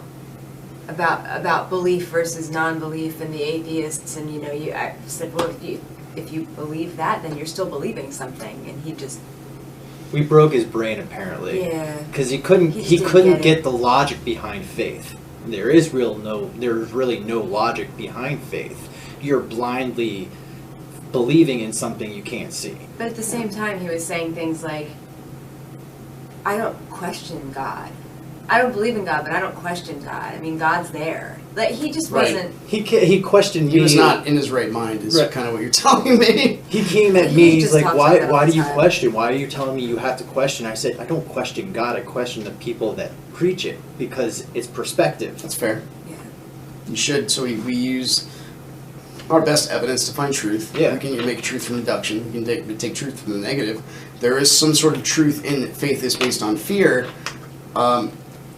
In the sense that it reduces anxiety, you're capable enough to walk out your front door without thinking someone's going to be, above your head about to jump on you and kill you. That's living in anxiety all the time. So you have faith that, it's probably going to be the same as it was when I went out there before. Right. There are exceptions, but we're given stability in what we know. So you go around a corner like, 25 miles an hour, you're assuming the road's going to continue and not just drop off into a cliff. Right. I mean, that could be anxiety, it just destroys you, but that's also an example of faith. The road's going to keep going. They usually do. That's my evidence on that. That makes sense, I think.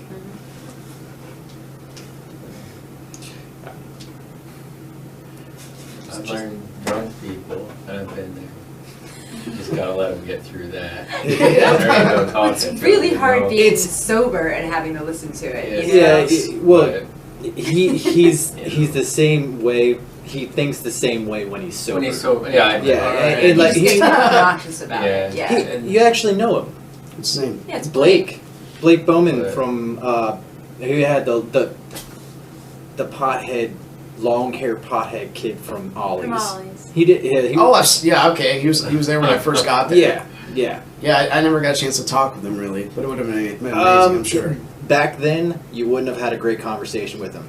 Now, in the last he's year, cleaned 2 himself years, up. He's a realtor. He's working on his real estate license now. Good for him. He's doing a good job. Yeah. Yeah, He's totally cleaned himself up. When we started hanging out a lot more, he kind of started looking at us as a positive influence, and That's awesome. started changing his life around a little bit. Sometimes you just need a model. But he so wants to question everything we do. Dude, that's awesome. Sounds like it's for a reason. Yeah, It is. He's It trying to means find well. the truth, Yeah. Yeah. but he's kind of intoxicated the whole time.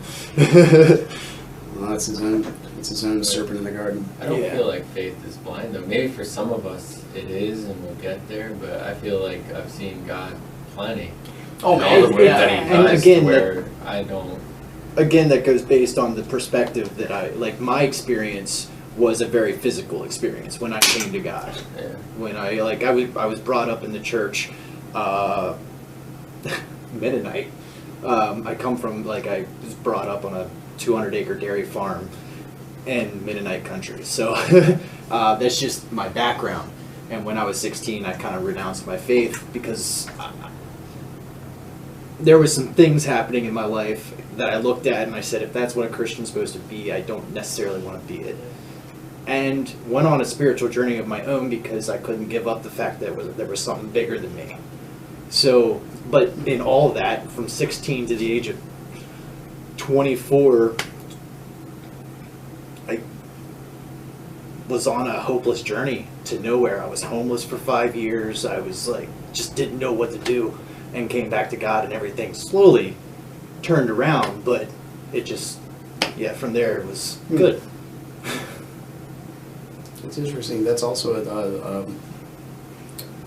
paradigm's a good word for it, but that's a common theme. When you escape tyranny, you don't go right into paradise, or at least a better life. You go to the desert first off. Things get worse when you want to get away from something. And I heard a talk, about 2.5 hour talk on the concept of existentialism. He contrasted Nietzsche versus Tolstoy and Dostoevsky. And what I got out of that is chaotic nihilism will always go toward totalitarian certainty, if that makes sense. Because you at least need something to define you. You at least need a reason to go. So if you're just lost in the wilderness, then things get a little nuts. But first you have to go into the desert. The Israelites did this. Oh yeah.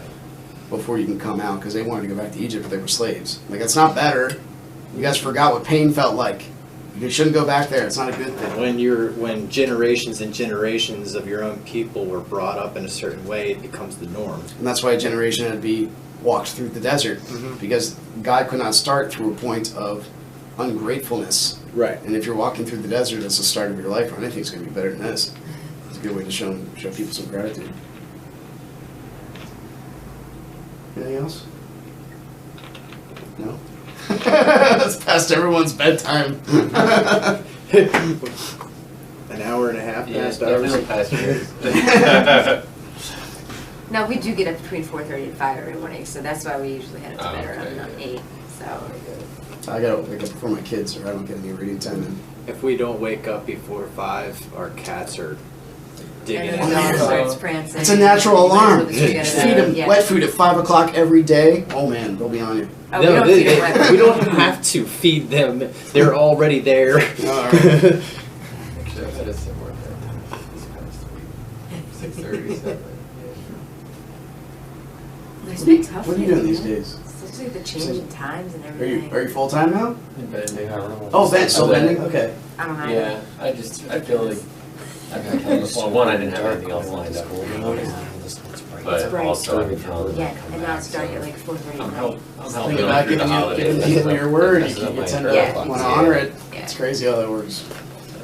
Yeah, just We've been covering doing it for vacations 30 right or now, more make years. everybody proud so they can take Every vacations. year. And then Daylight after the savings. holidays, Yeah. I'll probably twice. Yeah. Draw that hard line. Like, Twice a year. I'm done with this, I need to Twice a move year. on. They were trying As to a- nix it this year, but I don't think they ever got anywhere with it, did they? Nah, I don't know. They're not nixing it. They're not What are you nixing doing still? Oh, I'm working at Schindler Elevator. It was more. It is for a fun. European company. It is not very intense at all. It gives me a lot of time to think. Actually, I mentally came up with this whole thing while working there at the same time. It is the most laid back. You just do your job. There's zero standard. I can literally, now I have to do stuff throughout the day. My boss tracks me, but I can do so little work. It is I don't know how they make money. I really don't. And and coming from like FedEx, where you go all the time. This is what you do. And if you don't go, I will see you not going, and I will tell you you're not doing anything, and you need to go. So that's where I came from. So I come here and I'm like, this is such a weird place. How do they make money? These people are getting paid. They're like $40 an hour just to literally sit there behind their computers and listen to YouTube videos. And you're just like, what the crap? They make elevators. And so I have time in my lift. And it took me a long time to wrestle with the fact that this is actually acceptable. So it really did. So I'm like, okay, well, I'm not, and I've had dreams about this too. And I haven't talked about it too often, but the concept of like, there's nothing for me in the warehouse. When I get to that point, something will happen. So I mean, something's kind of happening. At least I'm doing a good bit more thinking, which is a good thing. It sounds like it's what you need right now. Yeah, and just so you guys know, this this isn't too huge, but this is how people are fortified in small groups. But this Neil heard I was doing this, and so he gave me sponsorship so I can rent places like this for a night so we can have conversations. It hopefully makes us stronger as people. Mine is definitely more cerebral than most.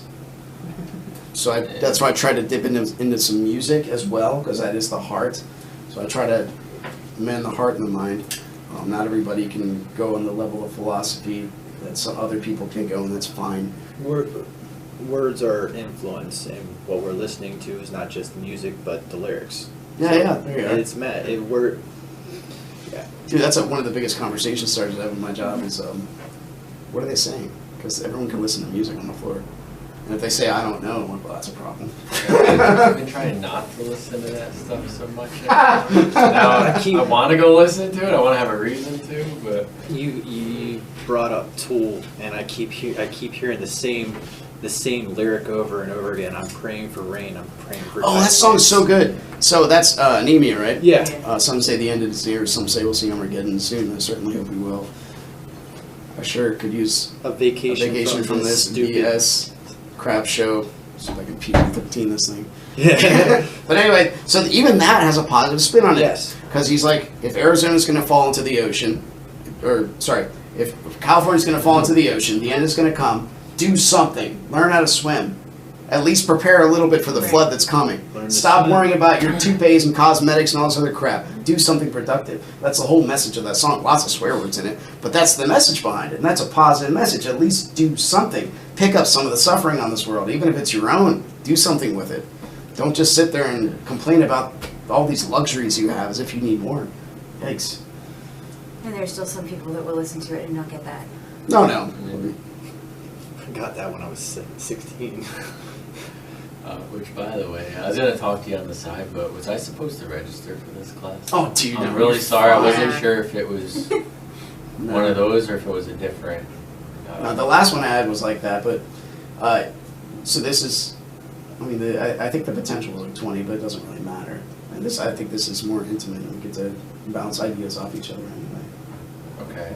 So it's fine. Don't worry about it. And I've known you for long enough, man. I want you here no matter what. Doesn't matter. Yeah, no, but Bring your entire family. I didn't want to take advantage of that, though. Like, if there's a structure to this, I want to do Oh, sure. that. I'll let you know. You want to do things right. I got that. Yeah. Okay. I understand.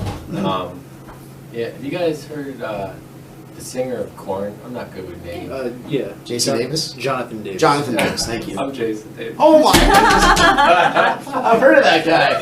Are you related? I'm not quite the singer of Korn, but yeah, his testimony is pretty cool too. I don't know. Did if he he's- finally make the change? I don't know if he's still going strong, but I have watched and listened to him talk in the church and give his testimony. Oh, wow. And he really struggled with going back and singing for Korn.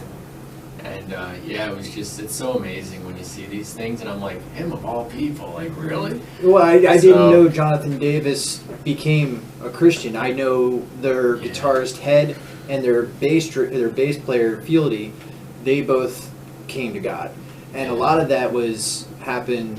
What was that? Right after POD became a mainstream band. POD started out as a Christian band. I saw them 4 times at Creation before they got signed to Atlantic Records, and they did that all in a plea as being fishers of men. And when they went into the new metal, that new metal. That's what they. That's right. Keep going. I'm sorry. I didn't mean to mess you up. When they entered that scene, a lot of people started finding God, and they did a lot of testimony. They did a lot of Live at shows. Yeah. They turned people in the crowds that were going to listen to the bands. They did their job, Wow. but because they signed to Atlantic Records with Marilyn Manson, they got shunned from every Christian organization. Oh yeah, that's the image. Sometimes the image is you got to be careful of that as a follower of Christ. Right. Well, a follower of Christ in the community, if you want to stay in the community. Sure. Christ preached Christ had disciples, and when he died, they went out into the world. Oh yeah. Christ, in his, like, he put himself in the muck of everything, because the only way the word's going to get out there is word of mouth. Yes, I agree with you. How are anybody going to learn? So there's something about that, and I heard a similar story too. I just can't put my finger on it, but it's about you, and it's what Christ says about putting your hand to the plow. Once you Right. put your hand to the plow, if you take your hand off, you're not worthy, and that's kind of the concept of the image there. You've already kind of proclaimed where you're going. To go that direction and to show that image what you're aligning yourself to, that might not be the best idea. To do that, you have You your have hand to to the be plow. strong in yourself before you can go out. Oh, sure. Jesus Yeah. had that journey for so long before he had his first disciple to go out, and I mean, he fought himself for how long after finding out what he was? What, Christ? Yeah. Well, I don't know. There's not a whole There's- lot that we know about. There's not a whole lot from 13 to 30. So there's some assumptions to be made in there. I read a book that was and this stuff can't be proven, but they're good assumptions to make. The assumption is that Joseph was his father. Usually in that kind of community, Mary would have been a lot younger, like Yes. 13, 14, 15, who knows how young she was. And that Joseph would have been like 40, something like that, and already had a business. And this is how the times were. So you can look at it as you want to right now, but you should understand what they meant. That's the whole concept of any book written. Understand what they're trying to say instead of what it means to you. This is why we don't tear down monuments. That's why Auschwitz is still there, so we remember not to have that happen. Right. And that's why the Soviet Union tore up all of theirs, so they would forget what happens in their past. But I digress because I forgot what I was talking about. I hate it when that happens. Not aligning yourself with the wrong. Yeah, not aligning yourself with the wrong thing. So the image of, and then I went from there. Sorry, sometimes I get on a tangent, especially when I'm running a brain past 8 o'clock. Taking your hand off the plow? Are you Yeah. saying that they...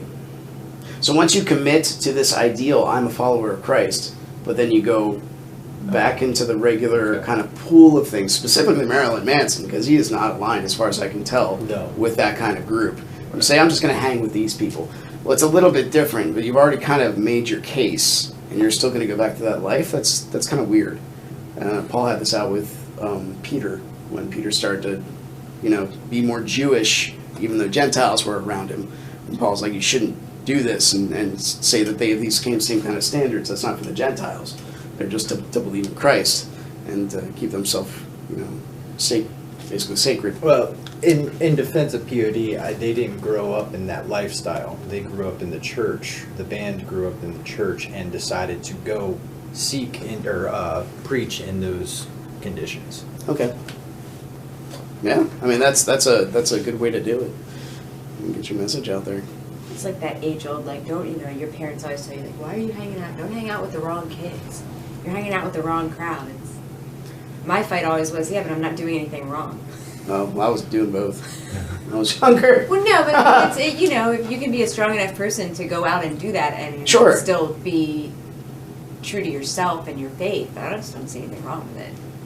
That's how I got into. Actually, I talk to some of the people now who are way off on the other end of the spectrum, but I can talk to them now because we have that relationship in the Yeah. past. And I mean, God, I would say God helped me out with this because my passion was martial arts, and every Friday night was fight night. Mm-hmm. And so I went to fight night because I wanted to get better at fighting. And I didn't go out and get arrested twice like basically all of my friends did. One Right. for stealing computers from a school, and the other one for stealing golf carts and crashing them into each other, and the cops caught them both times. So I got preserved from that just because I honored something else. And then I also stopped, I guess, partaking in substances that most kids would do at that age, I guess. because I got to a fight night and I was not as sharp as I was normally, and my instructor saw it, and I got scared because he's like, "You all right?" Just that one look, and I'm like, "Yes, sir." Like, I didn't fight very much the rest of the day, but substances, alcohol too, they numb you, and I haven't. And this is choice, and this is something I don't hang out with everybody said, but I don't drink alcohol really anymore. I just drink coffee because I'd rather be sharp. I'd rather be sharp, and I'd rather be the protector when stuff goes down instead of the person that's numb and gets bowled over when stuff happens. I want to be perceptive. God's given me this role in life, and He's let me be a teacher in this too. So heaven forbid I put myself in a situation where I'm numb to what's going on. So that's my personal choice. People can drink whatever, but moderation. You just don't go into the excess of it. Does that make sense? Going into the excess on anything is creating an idol anyways. Yeah, it could be. Well, you also violate the plumb line, right, of what it means to exist. Because you take something to the extreme, but that's not the direction you should go. You're going this way. Same thing if you point at a star and you try to get to it, you're going to have to make a million course corrections because you're not really pointing at it. You know what's so cool about stars? About light itself? So light is two-dimensional, and light and time are on par with each other. You cannot have light without time, and vice versa, according to Einstein's theory of relativity, which is really cool. If you go outside and look at a star, technically that light does not exist unless your eye is there to see it, because it's two-dimensional. It doesn't matter how far it travels or how long, it needs a place to go. So the light that would be behind you is different light than if you would be there. That's something cool to think about, really. Did you ever take the time to look up at the sky and try to see stars out of your peripheral? You can. As soon as you go to look at them, they're gone. Yeah. Well, this here is like the cones here are like 10,000 times stronger than the ones over here. Right. If our whole eye was like an eagle's, we need a brain like way bigger, and women would just die. I mean, seriously, for having kids with heads that big. C-sections for everyone. Dude. So, I mean, that was a race. I mean, that was one of the arguments that Jordan Peterson was talking about the creation process. He's like, well, we woke up, and because we woke up, we can see things a lot differently, and our vision's actually pretty good compared to most animals. I mean, it might not be the best as far as long vision. You can always find exceptions like eagles that are just a lot better than ours, and that's fine. Whatever, they also have tiny little pea brains as far as consciousness goes. But he said it was, like, you can make the case that it was an evolutionary race between man's intellect and as far as a woman's body can grow. And this is one of the things that women also have to make this choice when you bear children. It changes you and it scars you. This is what it does. This is the reality of it. And you have to be, this is why Mary is such an archetypical figure, is because she didn't even have the companionship at the time or the pleasure of consummation. And she had to say yes. She said yes when Maleficent was invited into the room. Your son's going to grow up and suffer and die. And that's what every single woman has to. You have to understand this. Your child, when you have them, they're going to grow up. They're going to be betrayed. They're going to get sick. And they're going to die. They might even die before you. And you have to say yes to that. Well, what's the alternative? Life stops. That's the alternative. And that's the decision women make, not men. And that's such a powerful decision that it blows my mind. The more I think about it, the more I just want to start weeping. It's so crazy. I don't have to make that choice. Well, he knew what he was doing because if Oh my gosh! children, there would be no more life. And the child gets everything from their mother, from the mirror neurons to being at the light in their eyes, and the fact of being more agreeable and the pain that bonds you together in that process. I mean, it's so crazy intimate, and that's something that as a man will be able to experience really. And it's so miracle. It's like such a cool superpower. And the contrast to that is to say that, it's a patriarchal society. Like, holy crap, dude. Yeah. You're just DC for the common feminist arguments to make women lift them up in society to be like mediocre men in the workforce, as if work is all there is to life, and that's terrible. That proves, actually, I hold my mother up very high. My real father passed away years ago, and I don't even think about him anymore. There is not a very good relationship between him and I there, but my adopted father and I don't even have the relationship that I have with my mom. She's just hold her up. There's exceptions, and the masculine and the feminine, they cross. And, Yeah. and women can play male roles if they need to, and vice versa. It's that connection you were talking about. Oh, yeah. Yeah. But usually the feminine with a child, especially the first 4 years of life, is just so crucial. And if a child cannot develop socially by the age of 4, odds are they're going to, their odds of getting into jail later are just exponential, because they won't know how to deal with people, just because of up to age 4. And that's so crucial. Do you know when the age? When do you think? I'm going to ask you this question because you're the youngest in the room, so you get it. When do you think the age? When do you think a person is most violent in their age? You're not going to get chastised if you get wrong. I was gonna say either mid-teens or younger, like 5 to 7, kind of. What do you think? Just point at your son. No, I think we may have talked about this before. I think it's after like the toddler age. Yeah, probably. I mean, this is one of my examples of why I think people are born evil. It's actually too. Yeah. I was gonna say They too. tend to want to, yeah. Terrible twos. You learn how to crawl. You learn how to not talk. Whine. You learn how to manipulate. You learn how to communicate. You learn you can. If someone's smaller than you can push them over and not care. You can take their toys. You can steal from them. You can bite them. Because who's going to tell you to? I mean, you don't know your boundaries. Yes, you're testing them.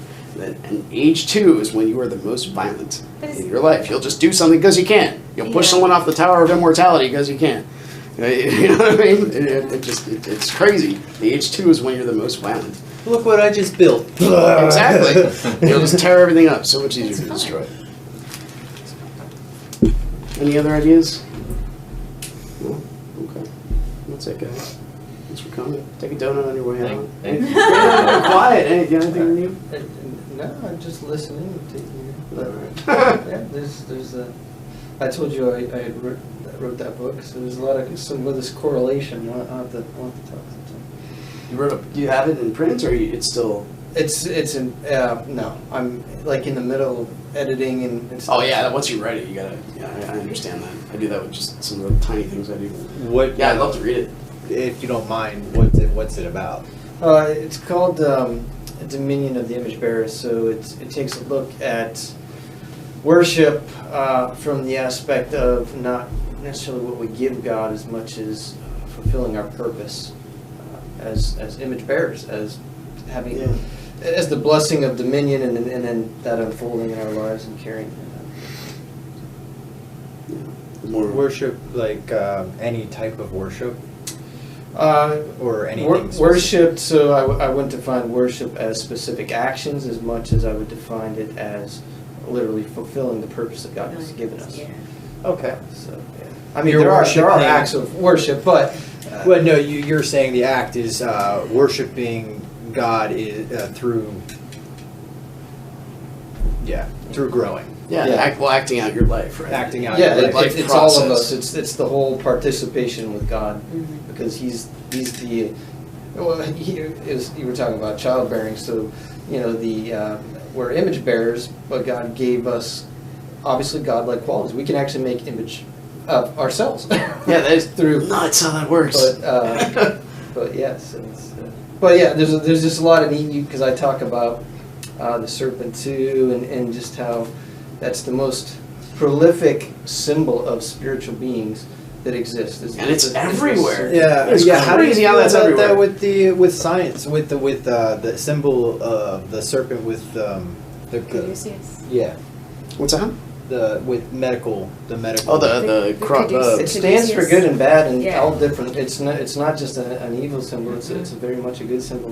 In fact, Moses was told by God to fashion a snake, hold it up, and then whoever looked on it would be healed. So Isn't that in that case, interesting? it was. I didn't go Yeah, that it was- route. Like that was an option, Yeah. but I'm like, yeah, let me go east instead. But it shows up a bunch of times, and when you get into it, you learn that cherubim stuff are actually serpents. That's what they are, and It's like because a lot of different. yeah. I didn't know that. That's cool. I mean, Cherubims cool, like, or interesting. serpents? Yeah, when you get into looking at where that comes from and Is it like how a they- language thing, or like? Yeah, yes, I believe it is partly language thing, and yeah, not necessarily etymology so much as just understanding the culture, and there's other. It's actually also there's other things in Scripture that start to point that out a little bit, but there's very few references to even cherubim or seraphim. But oh yeah, they're fleeting. I know that much. Yeah. I know that C.S. Lewis puts to the point, like as far as the serpent itself being corrupted, he said, it only took a couple days for him to corrupt man. How far-fetched is it to think that Satan was there corrupting the animal kingdom way before we even got there? Because he's the accuser. And the accuser could be the devil's advocate, and he's also the one that shows up here. And let me close with one reading, then we'll get out of here and take donuts and leave.